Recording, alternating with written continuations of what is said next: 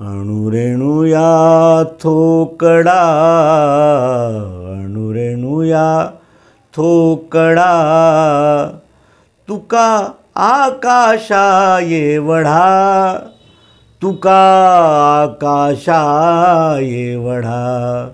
अणुरेणुया थोकडा, अणुरेणुया थोकडा, तुका आकाशा एवढा, तुका आकाशा एवढा, तुका आकाशा एवढा. अणुरेणुया थोकडा.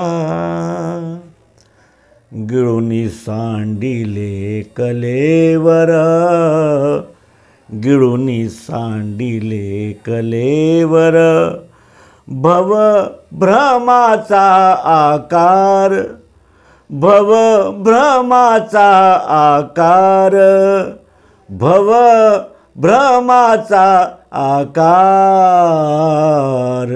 अणुरेणुया थोकडा, अणुरेणुया थोकडा, तुका आकाशा एवढा, तुका आकाशा एवढा, तुका आकाशा एवढा. अणुरेणुया थोकडा. सांडिली त्रिपुटी, सांडिली त्रिपुटी, सांडिली त्रिपुटी, दीप उजळला घटी, दीप उजळला घटी, उजळला घटी, उजळला घटी. अणुरेणुया थोकडा, अणुरेणुया थोकडा, तुका आकाशा एवढा, तुका आकाशा एवढा, तुका आकाशा एवढा. अणुरेणुया थोकडा. तुका म्हणे आता, तुका म्हणे आता, उरलो उपकारा पुरता, उरलो उपकारा पुरता, उरलो उपकारा पुरता. अणुरेणुया थोकडा, अणुरेणुया थोकडा, तुका आकाशा एवढा, तुका आकाशा एवढा, तुका आकाशा एवढा. अणुरेणुया थोकडा, अणुरेणुया थोकडा, तुका आकाशा एवढा, तुका आकाशा एवढा. पुंडलिक वरदे हरी विठ्ठल, श्री ज्ञानदेव तुकाराम. अलंकावती पुण्यभूमी पवित्र, तिथे नांदतो ज्ञानराजा सुपात्र. तया ठविता महापुण्यराशी, नमस्कार माझा श्री संत ज्ञानेश्वरासी. अध्यात्म विश्वविज्ञान या यूट्यूब चॅनलवर उपस्थित आपल्या वारकरी मित्रांचं हार्दिक स्वागत आहे. प्रस्तुत प्रसंगी निरूपणासाठी निवडलेला अभंग हा तुकाराम महाराजांचा 4 चरणाचा अभंग आहे. आणि या अभंगाला आपण समजून घेणं गरजेचं आहे. कारण जे खडांची व्यंकटी सांडो, तया सत्कर्मी रती वाढो, भूता परस्परे जडो मैत्र जीवांचे.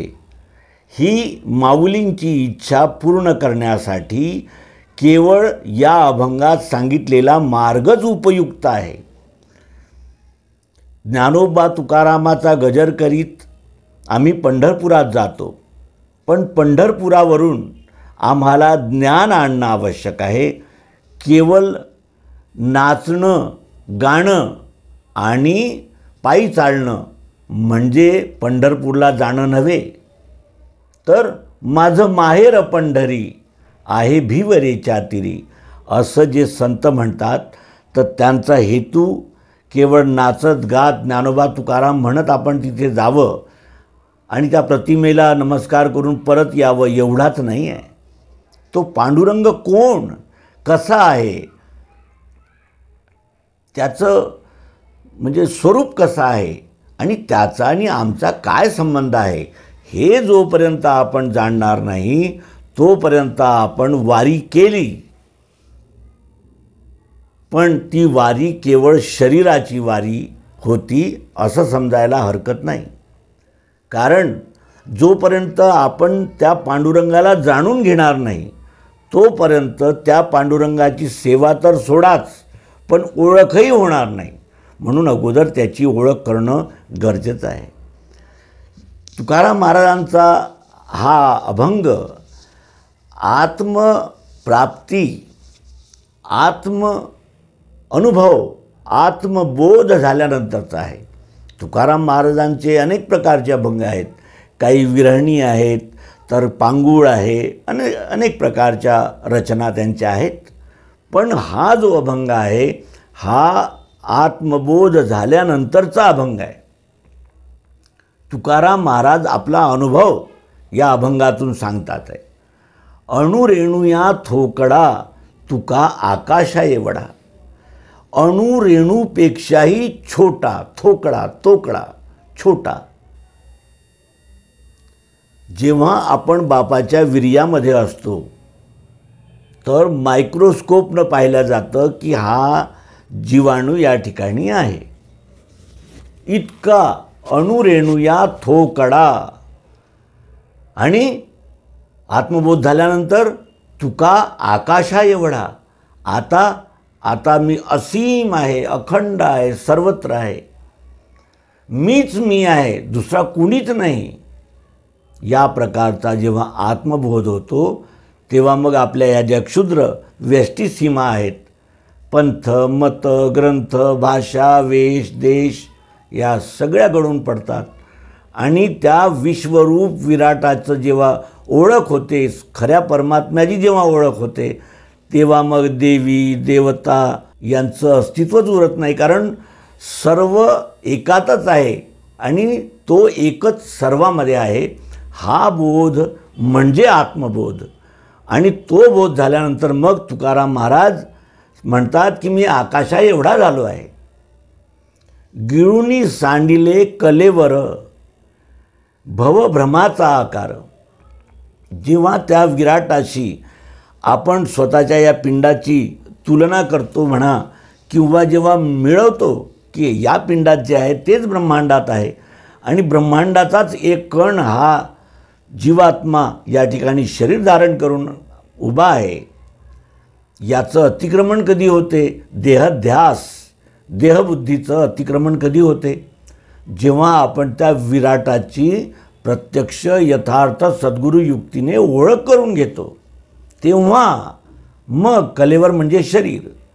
गिळून सांडिले कलेवर, संपूर्णचा बोध होताच मग या कलेवर म्हणजे या शरीराची काय विषाद आहे त्याला तर आम्ही गिळूनच टाकला. कारण आता आम्ही चैतन्य सच्चिदानंद स्वरूप विश्वरूप परमात्म्याला ओळखून त्याची सेवा करीत त्याच्यामध्येच लय प्राप्त करूया. गिळून सांडिले कलेवर भवभ्रमाचा आकार. आणि हा आकार कसा आहे? भव म्हणजे विराट अशा भ्रमाचा आकार आहे. म्हणजे भ्रमाचा आकार कसा आहे हा? तर हा भ्रमाचा आकार असा आहे की हे जे सत्वगुण, रजोगुण, तमोगुण आहेत यापासून निर्माण होणारे काम, क्रोध आणि लोभ, आणि ते घेऊन हे शरीर म्हणजेच मी, हे शरीरच मी आहे, या प्रकारचा जो भ्रम घेऊन हा जीव जातोय. म्हणून इथे तुकाराम महाराज म्हणतात की गिळून सांडिले कलेवर भवभ्रमाचा आकार. हा आकार भवभ्रमाचा आहे हे तेव्हा सिद्ध होते जेव्हा आपण विराटाला जाणून घेतो सद्गुरुयुक्तीनं. मग काय, सांडिली त्रिपुटी दीप उजळला घटी. हा विश्वरूप परमात्मा त्रिपुटीद्वारे जाणला जातो. पण त्रिपुटीला जाणल्यानंतर मग या त्रिपुटींचा काही अर्थच उरत नाही किंवा काही अस्तित्वच उरत नाही, कारण आम्हाला संपूर्णची ओळख झाली, जाण झाली, बोध झाला. मग या त्रिपुटीला ओलांडून सांडिली त्रिपुटी, मी त्रिपुटीला मागे टाकलं. दीप उजळला घटी.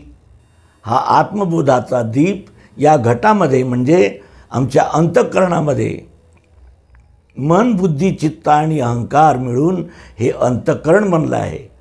या अंतःकरणामध्ये मग तो आत्मदीप उजळून जातो, कारण मी आत्मा आहे. नैनं छिंदंती शस्त्राणी नैनं दहती पावकः. जे श्रीकृष्ण गीतेमध्ये अर्जुनाला उपदेश देतात त्याचा प्रत्यक्ष बोध सद्गुरू युक्तीनेच होतो आणि ती युक्ती प्राप्त होताच सांडिली त्रिपुटी दीप उजळला घटी. आणि मग जेव्हा अंतरात्म्यामध्ये आत्मदीप उजळला, त्रिपुटीचं उल्लंघन झालं, त्रिपुटीचं म्हणजे ज्याला आपण म्हणतो अतिक्रमण झालं, किंवा त्रिपुटीचे जेव्हा आम्ही साक्षी होतो, मग कोणतं कार्य उरते तर ते अंतिम कडव्यामध्ये तुकाराम महाराज सांगतात, तुका म्हणे आता उरलो उपकारा पुरता. आता मी अनन्य भावनेने या विश्वरूप परमात्म्याची सेवा करत आहे, हेच माझ्यासाठी आता शिल्लक राहिलं. बाकी काम, क्रोध, लोभ, मद, मोह, मत्सर अनेक प्रकारचे जे विकार आहेत त्या विकारांमध्ये रममाण होणं आता सुटलं माझं. आता मी उपकाराकरिता उरलो आहे, म्हणजे आता मी समत्वबुद्धीने या विश्वरूप परमात्म्याची आपल्या वर्णधर्माने सेवा करण्यामध्ये तल्लीन झालो आहे. आणि त्याकरिताच आता हे उरलेलं जे आयुष्य आहे, जे कलेवर आहे, जे शरीर आहे, याचा आता एवढाच उपयोग राहिलेला आहे की आता याने अनन्य भावनेने विश्वरूप परमात्म्याची सेवा करावी. त्रिपुटी आणि कलेवर भवभ्रमाचा आकार तो कसा आहे, आणि तुका आकाशा एवढा अणुरेणू या ठोकळा असणारा तुकाराम महाराज आकाशा एवढे कसे झाले, तर याचं आपण प्रात्यक्षिक प्रस्तुत करणार आहोत. भाषेचाही अभिमान सोडून दिला पाहिजे. आपल्या महाराष्ट्रातले जे श्री संत ज्ञानेश्वर माऊली आहे, त्यांचे वडील विद्याध्ययनासाठी काशीला गेले होते. तर ते तिथे का मराठी बोलत असतील का काशीचे लोक, हिंदी बोलत असतील ना.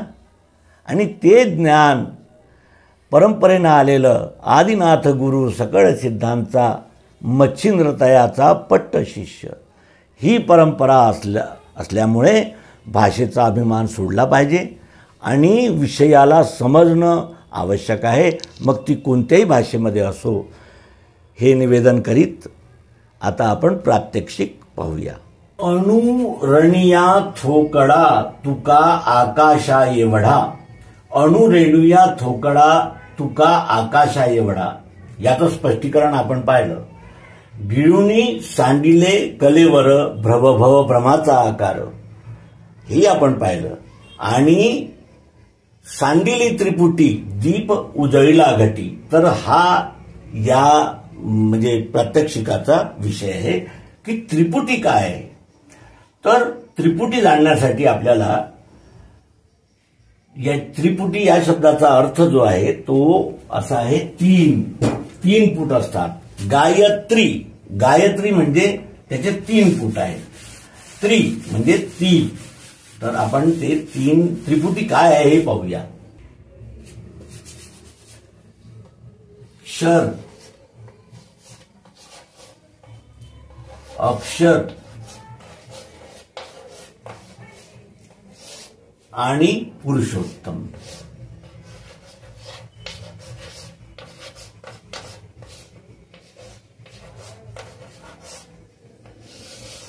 क्षर, अक्षर आणि पुरुषोत्तम हे काय आहेत?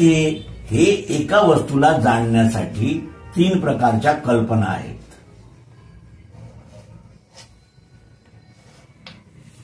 एकाला जाणण्यासाठी या 3 प्रकारच्या कल्पना गेलेल्या आहेत. यालाच त्रिपुटी असं म्हणतात. यालाच त्रिपुटी म्हणतात. हे 3 पुट आहेत: क्षर, अक्षर आणि पुरुषोत्तम. क्षर म्हणजे सतत परिवर्तन होणारा, अक्षर म्हणजे परिवर्तन होत असूनही त्याच म्हणजे साम्यावस्थेमध्ये आणि सतत राहणारा अक्षर हा निराकार भाव, क्षर हा साकार भाव, अक्षर हा निराकार भाव. आणि या दोन्ही भावांचं लय पुरुषोत्तम भावामध्ये होतं, ज्याला आपण नाम म्हणतो. आता हे कसं? तर याच्यासाठी आपल्याला हा प्रयोग पाहावा लागेल आणि प्रयोग पाहिल्यानंतरच आपल्या लक्षात येईल की क्षर काय आहे, अक्षर काय आहे, पुरुषोत्तम काय आहे. आणि क्षर, अक्षर, पुरुषोत्तम ह्या एका वस्तूवर केलेल्या कल्पना आहेत. कशासाठी? वस्तूला जाणण्यासाठी. वस्तूला जाणण्यासाठी या 3 प्रकारच्या कल्पना आहेत. आणि या 3ही कल्पनांचा लय वस्तूमध्ये होतो. कारण आपण वस्तूला जाणण्यासाठी निघालो तेव्हा आपल्याला या 3 कल्पना दिसल्या. तर त्या 3ही कल्पना एकामध्येच होत आहे. हे एकाचेच हे 3 विभाग आहेत आणि हे 3ही विभागाचं लय वस्तूमध्ये म्हणजे एकामध्ये होतं. आता हे कसं होतं आणि क्षर काय, अक्षर काय आणि पुरुषोत्तम काय याला आपण प्रत्यक्ष प्रयोगाद्वारे जाणून घेऊया. अखंड मंडलाकारं व्याप्तं येन चराचरं तत्पदं दर्शितं येन तस्मै श्री गुरुवे नमः. अज्ञानान्धस्य लोकस्य ज्ञानाञ्जन शलाकया चक्षुरुन्मीलितं येन तस्मै श्री गुरुवे नमः. सद्गुरु युक्तीद्वारे त्या त्रिपुटीला जाणलं जातं. पृथ्वी, जल, अग्नि, वायु, आकाश, मन, धी और अहंकार यही मेरे प्रकृति के 8 अंग है. परमात्म्याच्या प्रकृतीचे 8 अंग आहेत, ज्याला क्षर म्हणतात. आपण त्रिपुटी समजून घेत आहोत. पहिला भाव आहे क्षर. क्षर म्हणजे प्रकृती. प्रकृती ही सतत परिवर्तनशील आहे. एका क्षण गेल्यानंतर तेच रूप तसंच आपल्याला पुन्हा दिसत नाही, कारण त्याचं सतत परिभ्रमण सुरू असते. म्हणून तिला क्षर असं म्हणतात. प्रकृती. तर प्रकृतीचे 8 अंग आहेत आणि या 8 अंगाला जाणण्यासाठी आमच्याकडे 8 प्रकारची इंद्रिय आहेत, 8 साधनं आहेत आणि या प्रकृतीला जाणण्यासाठी 8 प्रकारे आम्हाला प्रयोग करावा लागेल. तर या विश्वाच्या एका कणामध्ये तो परमात्मा आहे आणि जसा एका कणामध्ये आहे तसा तो याच्यामध्येही आहे, याच्यातही आहे, सर्वांमध्ये आहे. तर प्रयोगासाठी आपण याच विश्वामधली सर्वांना परिचित असलेली ही वस्तू निवडूया. याला काय म्हणतात? याला काय म्हणतात? कव्हर म्हणतात. मोबाईलचं कव्हर. हे मोबाईलचं कव्हर आहे आणि या कव्हरला आपण प्रयोगासाठी इथे वापरणार आहोत. तर प्रयोग करूया. सर्वप्रथम आपल्याजवळ काय आहे? आपल्याजवळ डोळे आहेत आणि डोळ्याने आपल्याला रूप दिसतं. इथे काळं दिसतं, इथे वेगळा रंग आहे, इथे वेगळा आहे, इथे वेगळा आहे. सगळीकडे वेगळ्या रंगाचे रूप दिसते फक्त डोळ्यांनी. आणि डोळ्यांनी रूप कधी दिसते? तर उजेड असेल, प्रकाश असेल तर दिसते. प्रकाश नसेल तर दिसणार नाही. बाहेरही प्रकाश पाहिजे आणि या ज्ञानेंद्रियामध्येही प्रकाश पाहिजे, तेव्हा रूप दिसतं. डोळ्यांनी रूप दिसतं आणि प्रकाशाच्या द्वारे डोळ्यांना रूप दिसतं. म्हणजे अग्नीपासून डोळे बनलेले आहेत आणि डोळ्याने रूपाचा अनुभव या प्रयोगासाठी घेतलेल्या पदार्थापासून एका वस्तूमध्ये, एका पदार्थामध्ये ओतप्रोत आहे. आपण जिकडे डोळ्यानं पाहू तिकडे आपल्याला काही ना काही रूप दिसेल. दुसरं साधन आपल्याकडे काय आहे? कान आहेत.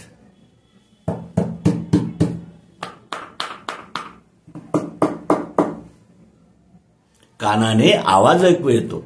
पण कानाने आवाज कधी ऐकू येतो? जेव्हा स्पेस असेल तेव्हा. स्पेस नसेल तर आवाज येणार नाही. तर स्पेस म्हणजे काय आहे? आकाश, अवकाश. तो स्काय नाही, स्पेस. तर त्या स्पेस पासून हे कान बनलेले आहेत, ज्याला आपण आकाश असं म्हणतो. अग्नीपासून डोळे, आकाशापासून कान. आणि आपण हे चोपडा आहे की खुरदरा आहे, थंड आहे, गरम आहे, हे आपल्याला कसं कळते? त्वचेद्वारे कळते. आणि त्वचा ही वायू तत्वाने बनलेली आहे.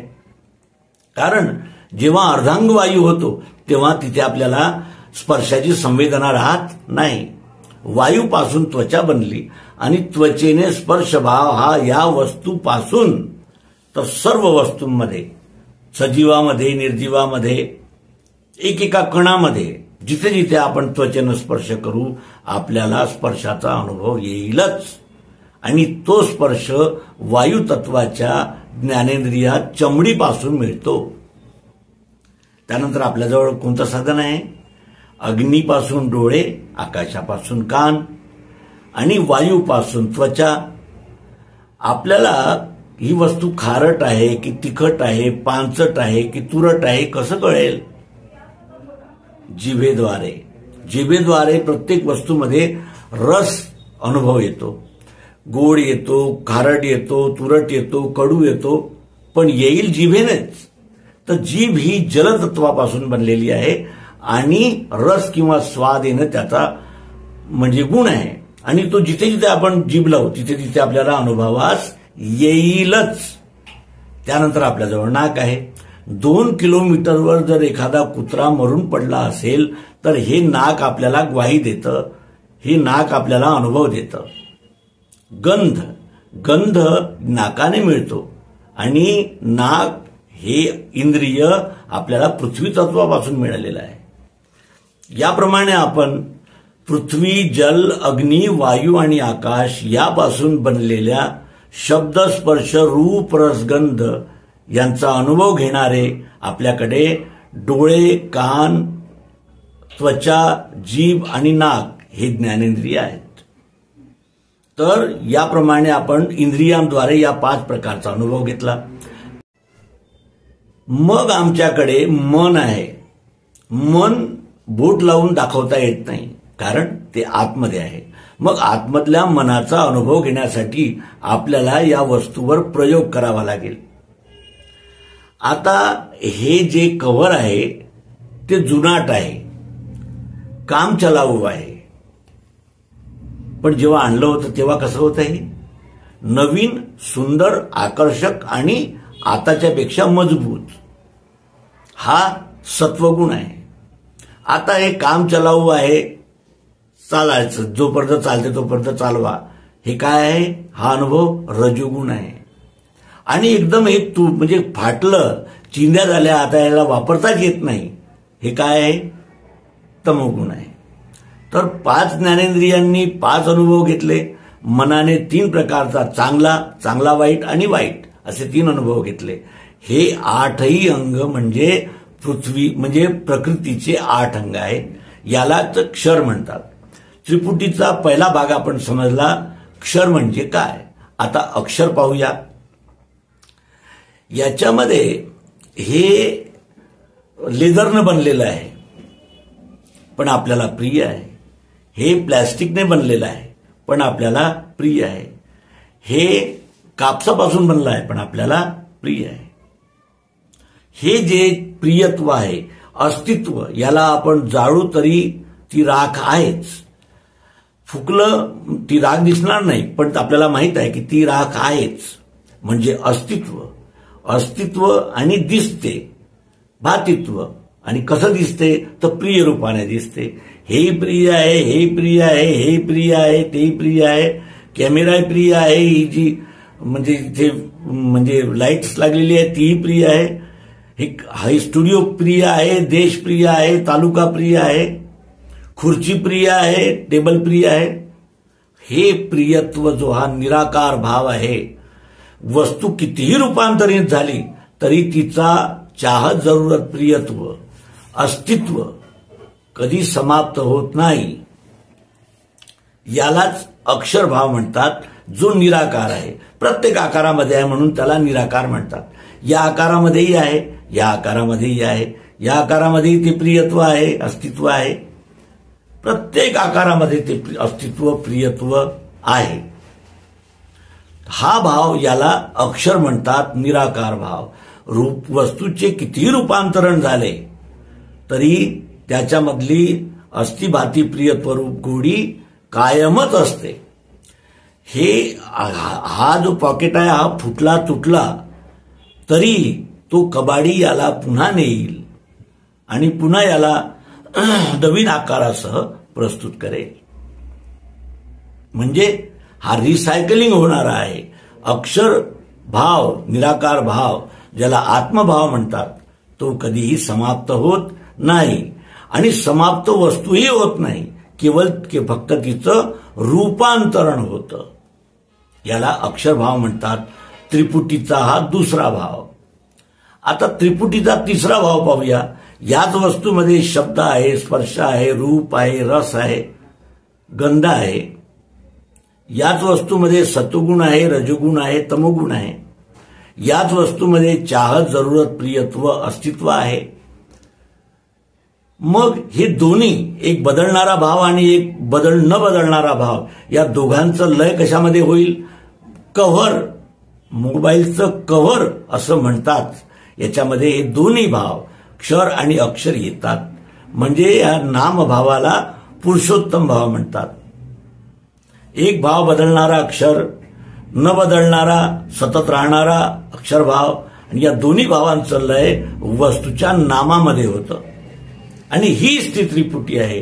हे त्रिपुटी प्राप्त केल्यानंतर या विश्वरूप परमात्म्याची आणि आपली पिंडाची यथार्थ प्रत्यक्ष ओळख झाल्यानंतर मग आपण या विश्वरूप परमात्म्याच्या अनन्य भावाने सेवेमध्ये रुजू होतो. आणि मग तुका म्हणे आता उरलो उपकार आपुरता. हे शरीर काय आहे? इथे अग्नी आहे, इथे आकाश आहे, इथे वायू आहे, इथे जल आहे, इथे पृथ्वी आहे, इथे सत्वगुण आहे, रजोगुण आहे, तमोगुण आहे. आणि सर्व मिळून याचं एक नाव आहे. आणि नाव कशाचं आहे तर वस्तूचं आहे. मग मी कोण? इथे हे तर सगळं पृथ्वी जल अग्नी वायू आकाश सत्वगुण रजोगुण तमोगुण अस्तित्व भातित्व प्रियत्व रूप तो निराकार आत्मा. आणि या दोघांचे लय वस्तूच्या नामामध्ये होतं. मी कुठे? माझं अस्तित्वच राहत नाही. माझं अस्तित्व या विराट आणि सर्वव्यापी परमात्म्यामध्ये विलीन होऊन जातं. आणि मग तुका म्हणे आता उरलो उपकार आपुरता. आता फक्त अनन्य भावनेनं आपल्या वर्णकर्माने या विश्वरूप परमात्म्याची यथोचित यथाशक्ती यथास्थान यथा भूमिका सेवा करणे आणि त्या विश्वरूप परमात्म्याशी मनन चिंतन निधी ध्यासांद्वारा लय होणे, हीच प्रक्रिया शिल्लक उरते. आणि ईश्वराने दिलेल्या इंद्रिया मन बुद्धी चित्त आणि अहंकाराद्वारे आपण हे प्राप्त करू आणि या विश्वरूप परमात्म्याशी एक रूप होऊ. आणि मग देवरूप होऊ सगळे, देवरूप होऊ सगळे.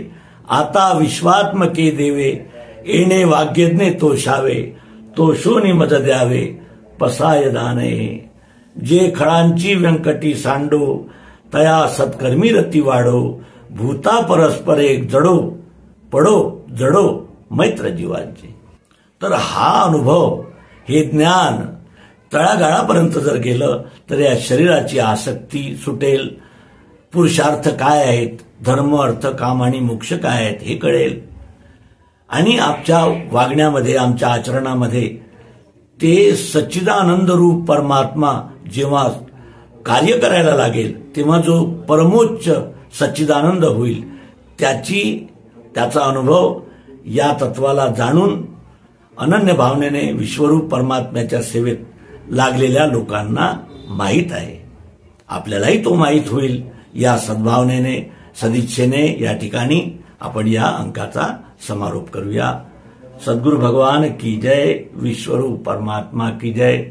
पुंडलिक वरदा हरी विठ्ठल. श्री ज्ञानदेव तुकाराम. श्री संत ज्ञानेश्वर महाराज की जय.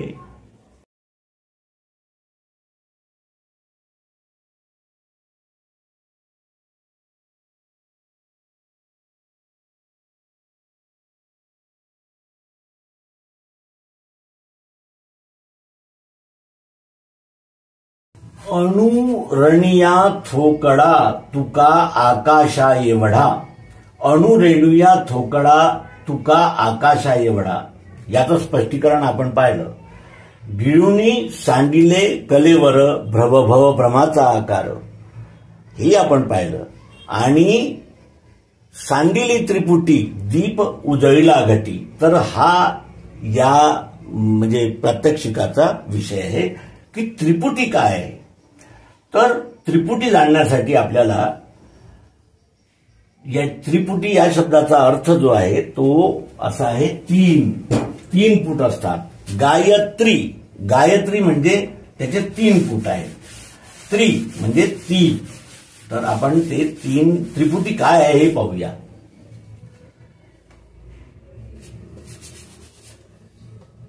क्षर, अक्षर आणि पुरुषोत्तम.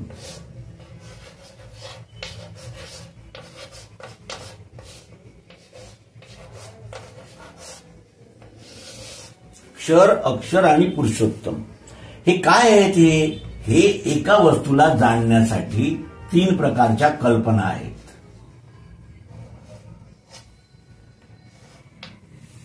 एकाला जाणण्यासाठी या 3 प्रकारच्या कल्पना गेलेल्या आहेत. यालाच त्रिपुटी असं म्हणतात. यालाच त्रिपुटी म्हणतात. हे 3 पुट आहेत, क्षर, अक्षर आणि पुरुषोत्तम. क्षर म्हणजे सतत परिवर्तन होणारा. अक्षर म्हणजे परिवर्तन होत असूनही त्याच म्हणजे साम्यावस्थेमध्ये आणि सतत राहणारा. अक्षर हा निराकार भाव, क्षर हा साकार भाव, अक्षर हा निराकार भाव. आणि या दोन्ही भावांचं लय पुरुषोत्तम भावामध्ये होतं, ज्याला आपण नाम म्हणतो. आता हे कसं, तर याच्यासाठी आपल्याला हा प्रयोग पाहावा लागेल. आणि प्रयोग पाहिल्यानंतरच आपल्या लक्षात येईल की क्षर काय आहे, अक्षर काय आहे, पुरुषोत्तम काय आहे. आणि क्षर, अक्षर, पुरुषोत्तम ह्या एका वस्तूवर केलेल्या कल्पना आहेत. कशासाठी? वस्तूला जाणण्यासाठी. वस्तूला जाणण्यासाठी या 3 प्रकारच्या कल्पना आहेत. आणि या 3ही कल्पनांचा लय वस्तूमध्ये होतो. कारण आपण वस्तूला जाणण्यासाठी निघालो तेव्हा आपल्याला या 3 कल्पना दिसल्या. तर त्या 3ही कल्पना एकामध्येच होत आहे. हे एकाचेच हे 3 विभाग आहेत आणि हे 3ही विभागाचं लय वस्तूमध्ये म्हणजे एकामध्ये होतं. आता हे कसं होतं आणि क्षर काय, अक्षर काय आणि पुरुषोत्तम काय, याला आपण प्रत्यक्ष प्रयोगाद्वारे जाणून घेऊया.